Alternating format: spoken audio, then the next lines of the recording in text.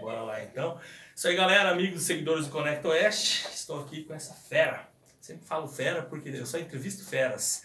Nelton Friedrich, aí uma autoridade, uma pessoa aí que tem vasto histórico político, contribuição com o nosso estado, com o nosso país.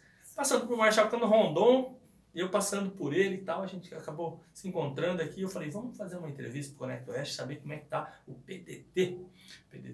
E o Nelton falou, prontamente me atendeu, e eu gostaria que ele falasse um pouquinho para a gente aí, como é que tá as caminhadas do PDT aí para as próximas eleições, para as próximas convenções, entre outras atividades, seu Nelton. Seja bem-vindo ao Conecta Oeste.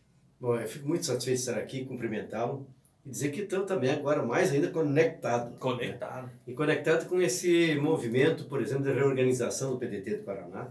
Nós estamos numa fase muito bonita porque o PDT sai da campanha presidencial como a terceira força brasileira. A votação do Ciro Gomes, o desempenho do PDT, colocou, portanto, o PDT numa situação muito, eu diria assim, de maneira até histórica, muito avantajada, porque é um partido que tem história, como praticamente nenhum outro partido tem, e fez uma campanha a presidente da República com quem, na verdade, deveria até ter sido o presidente, porque eu tenho certeza dos acertos de quem tem uma visão concreta, estratégica de um projeto nacional de desenvolvimento, que é o que mais o Brasil precisa. Segundo lugar, Rondon, esse nosso Marechal Cândido Rondon, é um município dos mais importantes do Brasil.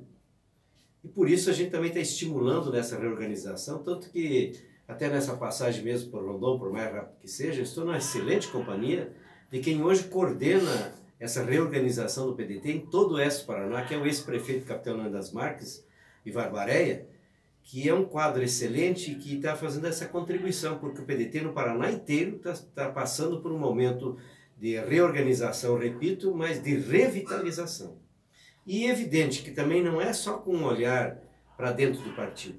Como é que a gente se abre, por exemplo, para que nós possamos ter novos filiados, o envolvimento em cima desse projeto Ciro Gomes presidente, que é um projeto realmente de cunho nacional, nacionalista, estratégico, imprescindível para o Brasil, mas ao mesmo tempo compreender que antes de 2022 nós temos 2020, que é uma eleição local. E uma eleição no momento que os brasileiros estão tão perplexos, alguns até desesperançados, mas que nós sabemos que existe política boa, tem gente séria, tem gente que assumiu a condição de ser servidor e não servir-se da política para os seus interesses pessoais ou de grupos daqui ou de fora. Então nós temos a noção da história. O PDT é um partido que tem vivo, por exemplo, a maior figura da história republicana, que é Getúlio Vargas, que tem uma figura como o Jean Goulart, das grandes reformas de base, que foi golpeado, que tem uma figura como Leonel Brizola, que está no coração de milhões e milhões de brasileiros, por estas e para as futuras gerações. Nós temos o Alberto Pasqualini, que foi um grande teórico do trabalhismo. E o trabalhismo é o caminho do Brasil. Um trabalhismo que eu diria cada vez mais aprimorado, um trabalhismo muito mais consistente, aberto, democrático, justo, solidário. E aí eu aproveito para dizer o seguinte, por isso, a gente também teve aqui a possibilidade de encontrar alguns dos nossos estimulantes parceiros militando já da causa do Ciro, militando na causa do PDT. E a esses eu quero trazer também essa palavra que é muito esperançosa. Nós temos que conquistar corações e mentes para as transformações que o Brasil precisa. Mas transformações sérias.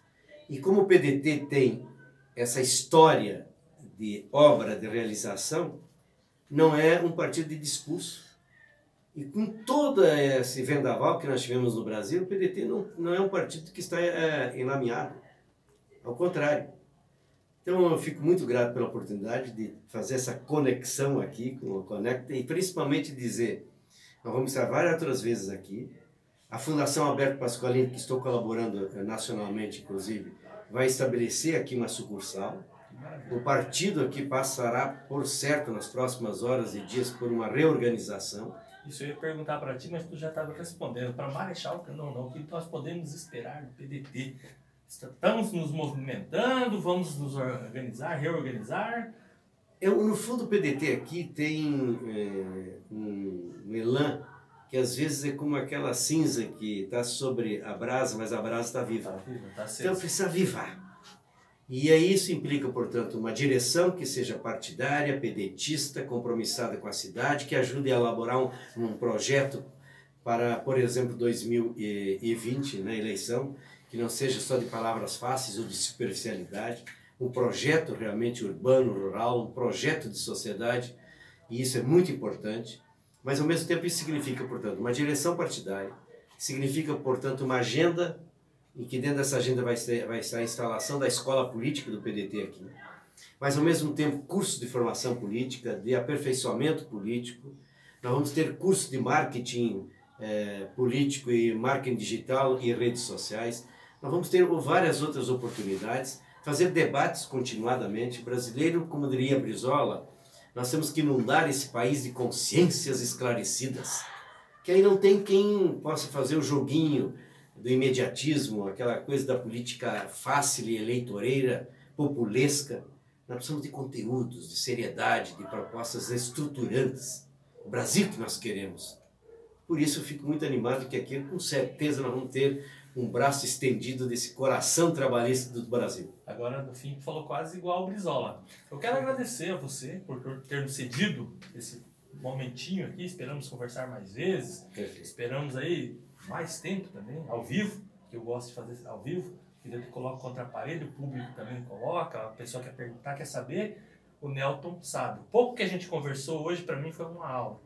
Eu fiquei muito feliz de ter encontrado você aqui, espero encontrar mais vezes. Você, com todo o respeito, né? Ah, que é isso? Mas já conheço ele já de longa data, sempre trabalhava nas rádios aqui de Marechal, visitava bastante Marechal, basicamente um rondonense, né? Conhece bastante da Com nossa... certeza. Então eu quero te agradecer. Gostaria que você fizesse aí as considerações finais aos pedetistas e a todo o povo de Marechal Rondon, porque você não está aqui só para o PDT, está aqui para esclarecer algumas coisas, mas para toda a população de Marechal Rondon e região que acompanha a nossa programação. Olha, a gente teve uma vinculação grande com o município também, eu tenho aqui uma cidadania já conquistada, né?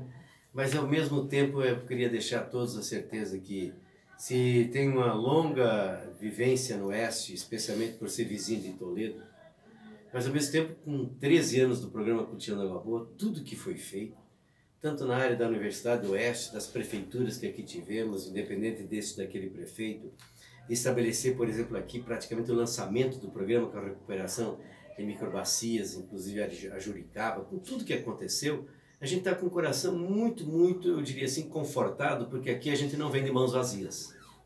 Independente do partido, né? Independente do partido. Por isso, a toda a população de Rondon, esse carinho e esse agradecimento e até esse relacionamento que é muito confortável. Mas uma outra coisa importante, a gente não pode parar por aí. O Brasil está nos momentos mais difíceis, mais complicados. E é nessa hora que a gente precisa ter luzes, não é desesperança, e não é aquela solução fácil, é compreender que o país precisa, como Marechal Cândido Rondon, de um projeto municipal, de médio e longo prazo, não é para um governo. Projeto de nação é um projeto que às vezes vai durar 3, 4, 5 governos, porque as linhas essenciais elas vão ter continuidade. Vou dar um exemplo concreto para ser bem rápido, 1 minuto. Nesse momento nós estamos com essa discussão da Amazônia. De novo uma discussão superficial, obtusa, limitativa. Por quê? A Amazônia é nossa. Agora ela tem que ser nossa enquanto nós possamos de maneira soberana decidir o que vamos fazer dela. Agora o que nós não podemos fazer da Amazônia é aquilo que na verdade o mundo inteiro não aceita mais, quer degradar, quer poluir, quer contaminar, quer na verdade até às vezes destruir. Por quê? Porque a Amazônia, por exemplo, é diferente. A Amazônia tem 60% de todas as espécies que existem no Brasil inteiro.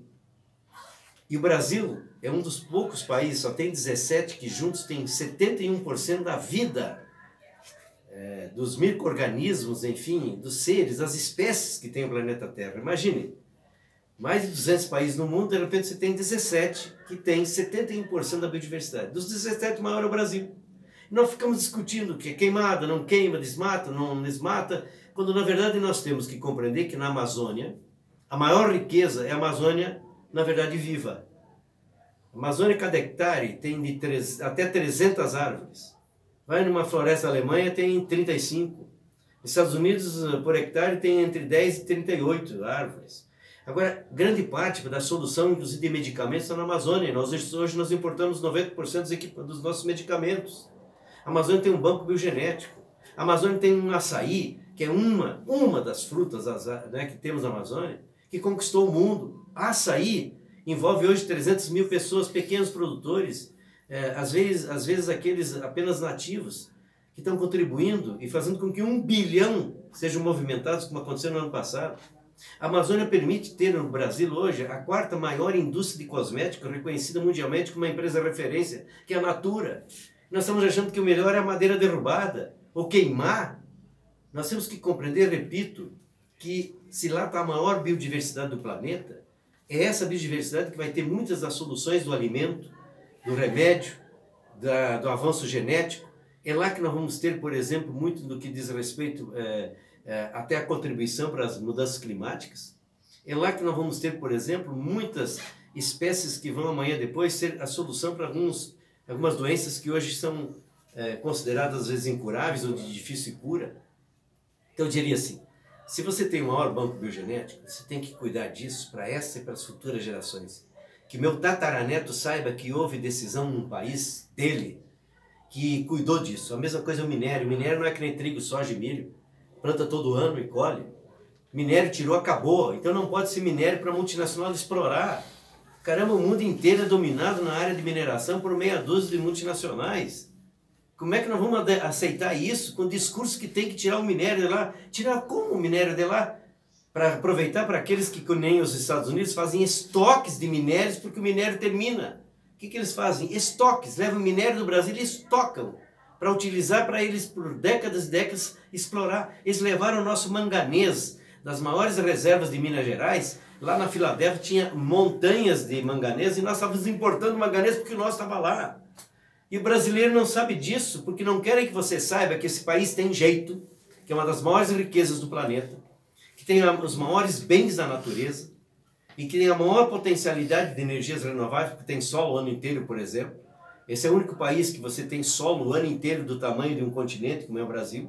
Esse é o único país que tem possibilidade de ter, por exemplo, biocombustível que você planta. Você tem, afinal de contas, também biomassa residual, que aqui nós já provamos que dá para fazer com uma juricaba, biomassa residual. Tem tudo para dar certo. Falta governo, falta decisão política, falta projeto de nação, de curto, médio e longo prazo. Obrigado pela oportunidade e tomara que estaremos mais vezes aqui. Virem logo, hein? Eu que agradeço. Para esse debate lá. E vamos marcar já, daí que nem eu falei, eu não gosto de ter tempo para coisa. Quero agradecer ao Daniel Rodrigues, ao Jefferson Vorpag, ao Paulo Barro, todos os amigos que estavam juntos aí, o ex-prefeito e capitão, que estavam juntos aí. Eu fiquei muito honrado, conheço já o senhor de longa data, tenho familiares em Toledo, então a gente conhece já a história política, administrativa, cultivando água boa. Foi feita uma maquete uma vez aqui, não sei por mãos do senhor, mas foi feito com a tutela do senhor. Então, assim, a gente conhece o trabalho do senhor e fica muito feliz pela sua presença aqui em Marechal Cândido Rondon. Muito obrigado.